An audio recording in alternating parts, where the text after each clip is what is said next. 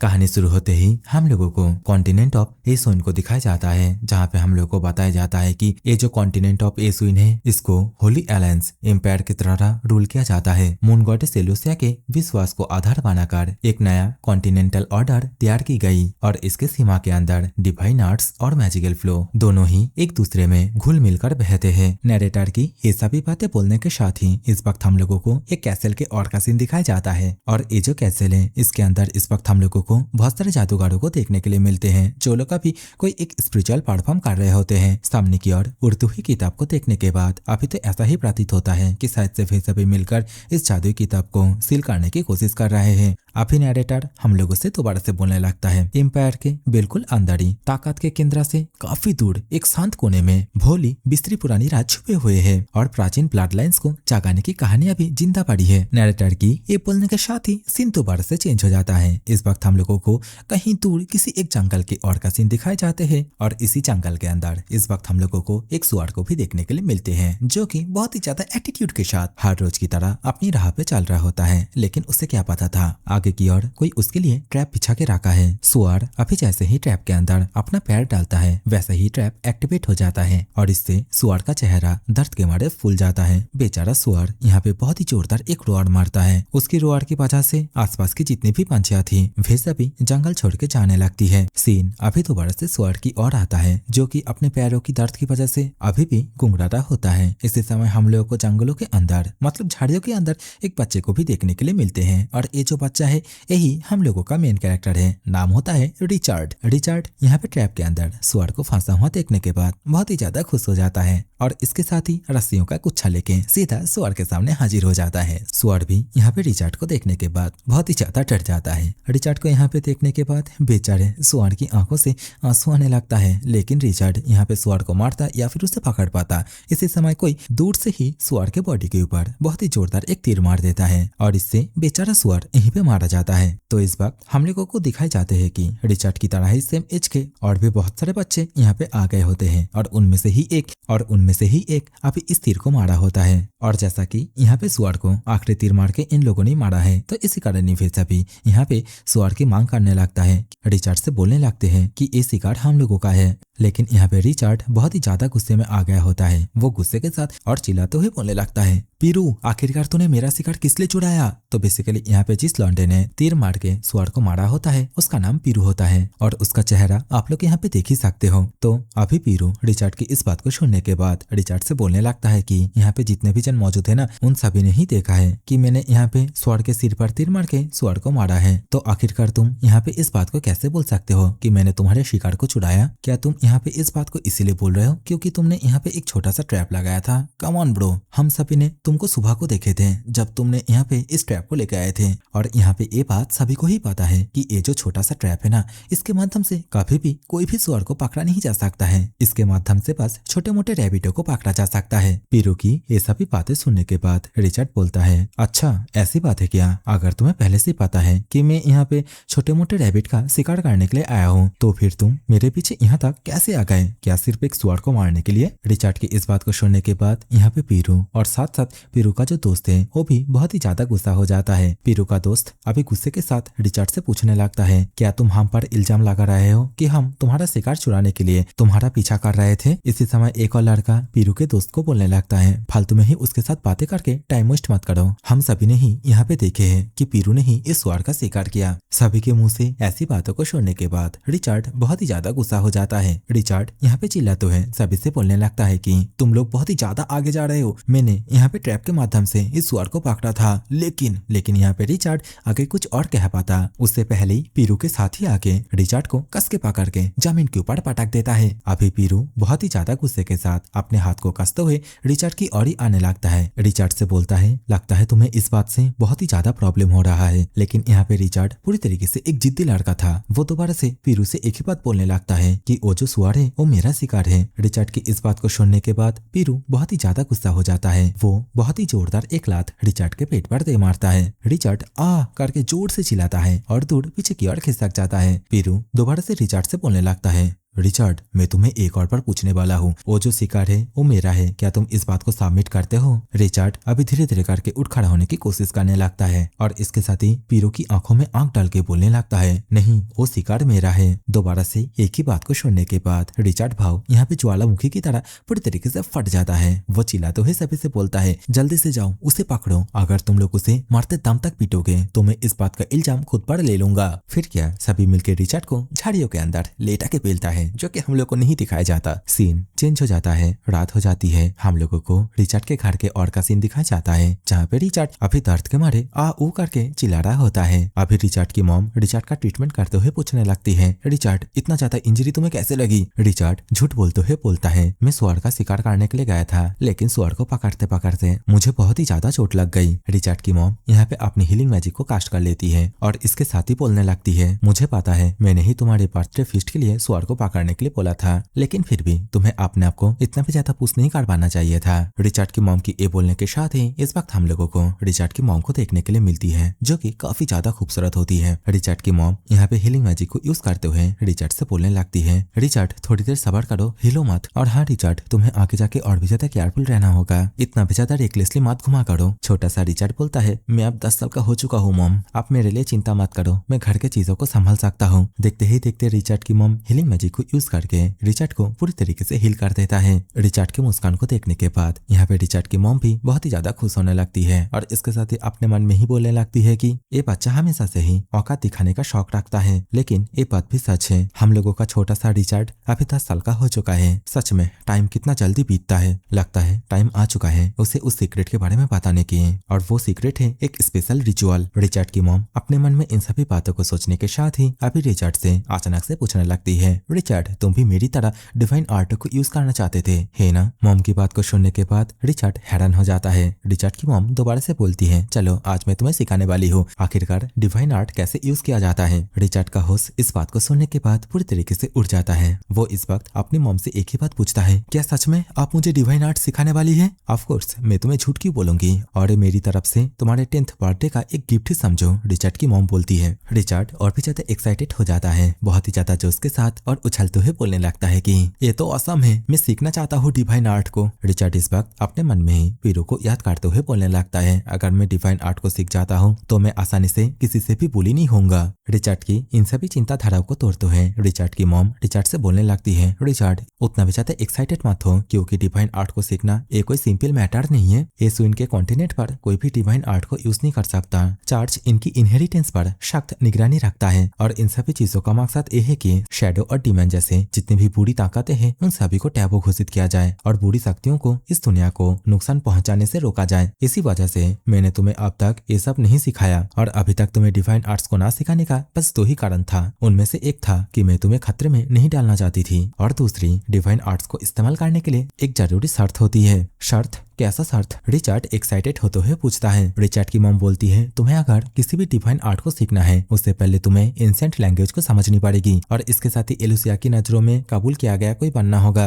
Richard परेशान हो जाता है और पूछता है अपनी मॉम से, एंशिएंट लैंग्वेज? तो इस समय रिचर्ड की मॉम रिचर्ड से बोलने लगती है कि तो रिचर्ड अभी तुम्हें तो ये बात समझ में आ ही गया होगा, तुम डिवाइन आर्ट को ऐसे ही आसानी के साथ नहीं सीख सकते, और एंशिएंट लैंग्वेज ये वो बैरियर है जो डिवाइन आर्ट्स की शक्तियों को बुरी ताकतों से गंदा होने से बचाने के लिए लगाया गया है। रिचर्ड की मॉम अभी तो फुस करके एंशिएंट लैंग्वेज में भी कुछ बोलती है, जिसका की ट्रांसलेशन आर्थर यहाँ पे करके रखा है, और मतलब होता है शक्ति सिर्फ बाकी ताकतवर लोगों को नहीं मिलती है। रिचर्ड की मॉम अभी रिचर्ड से दोबारा से बोलने लगती है कि मुझे पता है अभी तुम इसे पूरी तरह समझ नहीं पाओगे, तो एज योर बर्थडे गिफ्ट आज से ही मैं तुम्हें हर एक चीज को सिखाना चालू कर दूंगी। रिचर्ड की मॉम ये सभी बातें बोली रही थी। इसी समय रिचर्ड फुस करके एंशिएंट लैंग्वेज में कुछ बोल देता है, जिसको कि सुनने के बाद रिचर्ड की मॉम यहाँ पे बहुत ही ज्यादा हैरान हो जाती है। नरेटर अभी दोबारा से ये जो फुस है इसे ट्रांसलेशन कर देता है। तो यहाँ पे रिचर्ड बोला होता है कि ताकतवर इंसान के पास अकल और समझ भी होनी चाहिए। रिचर्ड की मॉम यहाँ पे हैरान हो जाती है और इसके साथ ही रिचर्ड से पूछने लगती है, रिचर्ड आखिरकार तुम इसे कैसे, और बताओ किसने सिखाई तुम्हें एंशिएंट लैंग्वेज? रिचर्ड यहाँ पे अपना भोला भला शक्ल के साथ बोलने लगता है, मैंने तो इसे एक किताब में देखा था। रिचर्ड की ये बोलने के साथ ही सीन दोबारा से चेंज हो जाता है। इस वक्त हम लोगों को इसी घर के ऊपर के मतलब फ्लोर के ऊपर के सीन को दिखाया दिखाया जाता है और यहाँ पे रिचर्ड की मॉम को भी 2-3 कैंडलों को जलाते हुए भी दिखाई जाती है। रिचर्ड अभी उसकी मॉम को उस जगह पे लेके आता है जहाँ पे उसे वो किताब मिला था और जिससे कि वो एंशिएंट लैंग्वेज को सीखा है। रिचर्ड की मॉम अभी रिचर्ड से बस एक ही बात पूछती है, क्या तुम सच में ही इन सभी किताबों को समझ सकते हो? तो रिचर्ड बोलता है, इस किताब को छोड़ के घर के अंदर और जितने भी किताबें हैं उन सभी किताबों को मैंने पढ़ लिया है। रिचर्ड की इस बात को सुनने के बाद अभी रिचर्ड की मॉम रिचर्ड से हंसते हुए बोलने लगती है कि लगता है ये पहले से ही किस्मत में लिखी हुई एक एनलाइटमेंट थी और वो जो किताब है ये असल में तुम्हारे 10th बर्थडे को मनाने के लिए रखा गया था रिचर्ड। बेसिकली ये तुम्हारे लिए एक तोहफा था उस खास रिचुअल के लिए, एक तोहफा। इस बात को सुनने के बाद रिचर्ड थोड़ा सा परेशान होते हुए अपनी मॉम से बोलने लगता है, अरे यार मैं सोच रहा था कुछ और ज्यादा इंटरेस्टिंग होगा। रिचर्ड की मॉम बोलती है, रिचर्ड ये जो किताब है ये मून गॉडेस एलुसिया का होली स्क्रिप्चर है और इसके अंदर मून गॉडेस की यूनिक डिवाइन आर्ट्स के 7 स्टोरीज स्टोर है और जो एंशिएंट लैंग्वेज तुमने अभी बोली वो इसी किताब से आती है। अपनी माँ की इस बात को सुनने के बाद इस समय रिचर्ड अपना शक्ल बनाते हुए बोलने लगता है, असल में इस जगह की बाकी सारी किताबें मैं पहले ही पढ़ चुका हूँ, बस हाल ही में इस वाली किताब के कुछ हिस्सों को मैं समझ पाना शुरू कर पाया हूँ। तो इस समय रिचर्ड की मॉम थोड़ा सा प्राउड फील करते हुए रिचर्ड से बोलने लगती है कि इस किताब के अल्फाज हर कोई समझ नहीं सकता। इस किताब को समझने और इसका इस्तेमाल करने के लायक होते हैं सिर्फ वही लोग जिनको की गॉडेस ने खुद एक्नॉलेज दी हो। और ये बात तो मैंने खुद भी नहीं सोची थी कि तुम्हें एलुसिया ने पहले ही चुन लिया है। आंटी जी ये सभी बातें बोलने के साथ ही अभी आखिरी बार के लिए दोबारा से रिचर्ड से पूछने लगती है, रिचर्ड क्या तुम रेडी हो ये सभी चीजें सीखने के लिए? रिचर्ड भी जो उसके साथ बोलता है, यस मॉम। तो इस समय रिचर्ड की मॉम रिचर्ड को वहीं पे बैठने के लिए बोल देता है, मतलब जो सर्किल दिख रहा है उसके बीचों बीच देख के तो लग रहा है भाई काला जादू करने वाली है अभी। तो जो भी है आंटी जी दोबारा से रिचर्ड से बोलने लगती है, तुम गॉडेस एलुसिया के पवित्र हॉल में प्रवेश करोगे और वहाँ तुम्हें अपनी किस्मत से जुड़ी एक दिव्य प्रबोधना मिलेगी। आंटी जी की ये बोलने के साथ ही इस वक्त हम लोग को देखने के लिए मिलते हैं कि रिचर्ड के आसपास बहुत सारे गोल्डन कलर की लाइट चमकने लगती है, चारों ओर उजाला उजाला हो जाती है। अभी तो हम लोगों को आंटी जी को भी देखने के लिए मिलती है जो कि इस वक्त बहुत ही ज्यादा परेशान होकर रखी थी और इसके साथ ही अपने मन में ही बोलने लगती है, रिचर्ड मेरा बेटा तुम ये कर सकते हो। और इसके साथ ही रिचर्ड को अभी ये भी बोलता है, रिचर्ड ज्यादा संभव है कि तुम्हारे सामने 2 या 3 रास्ते रखे जाएंगे, तुम सिर्फ गॉडेस की आवाज ध्यान से सुनना और फिर जैसी तुम्हारी दिल चाहे उसी दिशा में चलना। आंटी जी की ये बोलने के साथ ही अभी रिचर्ड की आंखें धीरे धीरे करके ओपन होने लगती है। रिचर्ड अपने आप को एक अलग ही जगह पे देखता है जहाँ पे चारों ओर बड़े बड़े मैजिक सर्किल क्रिएट होकर रखे थे। रिचर्ड अभी अपने आप को ही क्वेश्चन करता है, आखिरकार मैं कौन सी जगह पे हूँ? लेकिन इसी समय रिचर्ड को एक आवाज सुनाई देती है जो कि समय रिचर्ड से बोल रहा होता है, क्या तुम और ज्यादा पावर चाहते हो? रिचर्ड पूरी तरीके से शॉक हो जाता है, पूछने लगता है, हे कौन हो तुम? तो इस समय वो आवाज दोबारा से बोलने लगता है कि मैं कौन हूँ ये जानना उतना भी ज्यादा जरूरी नहीं है, शायद तुम मुझे अपने दिल के अंदर छुपी हुई दूसरी आधी ताकत समझ सकते हो। आवाज की ये बोलने के साथ ही इस वक्त हम लोग को देखने के लिए मिलते हैं कि बहुत सारे स्टैचू रिचर्ड के चारीधार प्रकट होने लगते हैं। अचानक से हुई इन सभी चीजों को देखने के बाद रिचर्ड भी बहुत ही ज्यादा शॉक हो जाता है। वो इस वक्त बोलने लगता है, क्या ये सारी चीजें वही है जिसके बारे में मॉम बोल रही थी? तो बेसिकली यहाँ पे देखते ही देखते पूरे 6 स्टैचू आ जाते हैं और यहाँ पे हर एक स्टैचू अलग अलग पावरों का सिंबल होता है। जैसा कि ये जो स्टैचू है ये डिवाइन आर्ट स्टैचू एनलाइटमेंट होता है और ये जो स्टैचू है ये डिवाइन आर्ट स्टैचू हीलिंग होता है। ऐसे ही sanction, silver moon, armament, judgement and forsake नाम के और 4 डिवाइन स्टैचू होते हैं। अभी इन सभी 6 स्टैचू के अंदर रिचर्ड को किसी एक को चूज करने के लिए बोला जाता है, लेकिन यहाँ पे रिचर्ड बहुत ही ज्यादा परेशान होने लगता है क्योंकि उसे ये नहीं पता कि आखिरकार उसे क्या चूज करना है और कौन सा स्टैचू मतलब कौन सी पावर उसके लिए एकदम सही रहेगा। रिचर्ड परेशान होता हुआ अभी अपने पास्ट के बारे में सोचने लगता है जहाँ पे पीरू उसके साथी के साथ मिलकर रिचर्ड को बहुत ही बुरी तरीके से मारता था। रिचर्ड अपने मन में ही बस एक ही बात बोलता है, मुझे बहुत ही ज्यादा ताकतवर बनना होगा और इसके साथ ही मुझे मॉम को भी प्रोटेक्ट करना होगा, मुझे अच्छी तरीके से ग्रो होना है और इसके साथ ही एक असली मर्द बनना है। किताब में लिखी वो वर्ड जो कि था एक सच्चा मर्द सिर्फ ताकतवर ही नहीं समझदार भी होना चाहिए। रिचर्ड अपने मन ही मन इन सभी बातों को सोच ही रहा था। इसी समय उसे अपने सामने अपनी मॉम दिखाई देती है जो कि इस समय उसे बोल रही होती है, रिचर्ड मेरा बच्चा तुम अपने दिल की बात सुनना। देखते ही देखते रिचर्ड की आंखें अभी चमक उठती है और रिचर्ड अभी बहुत ही ज्यादा जोश के साथ चिल्लाते हुए बोलने लगता है, मुझे समझ चाहिए, एक सच्चा मर्द बनने के लिए मुझे समझ चाहिए। रिचर्ड की ये बोलने के साथ ही इस वक्त हम लोग को देखने के लिए मिलते हैं जो एनलाइटमेंट वाला स्टैचू था उसके अंदर अभी चमक आने लगती है और स्टैचू अभी रिचर्ड से बोलने लगती है कि समझ गया, आखिरकार तुम्हें क्या चाहिए। देखते ही देखते यहाँ पे जो 6 स्टैचू थे वे सभी मिलकर एक और स्टैचू को शामन करने लगते हैं और देखते ही देखते कुछ ही देर के अंदर यहाँ पे एक डिवाइन स्टैचू सामन हो जाती है और ये 7वां स्टैचू होती है और ये जो डिवाइन स्टैचू है इसका नाम होता है dark side of the moon. Richard अचानक से यहाँ पे एक और स्टैचू का सामान होता हुआ देखने के बाद बहुत ही ज्यादा घबरा जाता है। बेचारे को तो यहाँ पे समझ में नहीं आता कि आखिरकार ये dark side of the moon नाम का स्टैचू ये क्या है। लेकिन इसी समय स्टैचू के अंदर से आवाज आने लगती है, दुनिया का नियम है, हर हासिल चीज की एक कीमत होती है, तो अगर अचानक से मिलने वाली शक्ति चाहिए तो उसकी कीमत क्या चुकानी पड़ेगी। स्टैचू के ये बोलने के साथ ही इस वक्त हम लोग को रिचर्ड को रियल लाइफ में देखने के लिए मिलती है, जहाँ पे वो चुपचाप एक ही जगह पे बैठा हुआ था। लेकिन इस समय रिचर्ड की मॉम इस चीज को देखने के बाद बहुत ही ज्यादा परेशान होने लगती है। वो इस वक्त धीरे धीरे करके रिचर्ड के पास जाती है और इसके साथ ही जैसे ही रिचर्ड को टच करने की कोशिश करती है, वैसे ही वो किसी एक चीज को देखने के बाद बहुत ही ज्यादा घबरा जाती है। और यहाँ पे कैमरा एंगल जैसे ही रिचर्ड की ओर जाता है, वैसे ही हम लोग को देखने के लिए मिलता है कि रिचर्ड तो यहाँ पे किसी एक डीमन की तरह बन गया होता है। और रिचर्ड की इस हालत को देखने के बाद घबराते हुए रिचर्ड की मॉम बोलती है, एक शैडो क्रीचर। सीन दोबारा से चेंज हो जाता है। इस वक्त हम लोग को रिचर्ड को जादुई दुनिया के अंदर एक ऐसी जगह पे देखने के लिए मिलते हैं जहाँ पे उसके सामने चमकती हुई चंद्रमा होती है। रिचर्ड को इसी समय धीरे धीरे करके सुनाई देती है कि उसकी मॉम उसे रिचर्ड रिचर्ड कह के जगाने की कोशिश कर रही है। तो इस समय रिचर्ड अचानक से जाग उठता है और इसी के साथ ही सीन दोबारा से प्रेजेंट में जाता है, जहाँ पे इस समय रिचर्ड किसी एक शैडो क्रीचर की तरह बन गया होता है और इसके साथ ही अपनी मॉम के ऊपर ही अटैक करने के लिए कूद पड़ता है। यहाँ पे आंटी जी किसी भी तरह अपनी जगह से हटके अपने आप को बचा लेती है और इसके साथ ही रिचर्ड की ओर देखते हुए अपने आप से ही बोलने लगती है, ये सब कैसे हो गया? एलुसिया की एनलाइटमेंट में ये सब कुछ अपनी आंखों से देखना यकीन ही नहीं हो रहा है। आंटी जी इस वक्त अपने मन में ही रिचर्ड ने जो सब कुछ बातें बोली थी उन सभी बातों को ही याद करने लगती है और इसके साथ ही अपने मन में ही बोलने लगती है, क्या हो सकता है ये सब एलुसिया की तरफ से ना हो बल्कि किसी और ही जगह से आ रहा हो। इतना सोचने के साथ ही अभी आंटी जी भी रिचर्ड के ऊपर चार्ज करने के लिए रेडी हो जाती है। आंटी जी इस वक्त बहुत ही जोरदार छलांग के साथ रिचर्ड के सामने प्रकट हो जाती है और इसके साथ ही अपना जो मैजिक है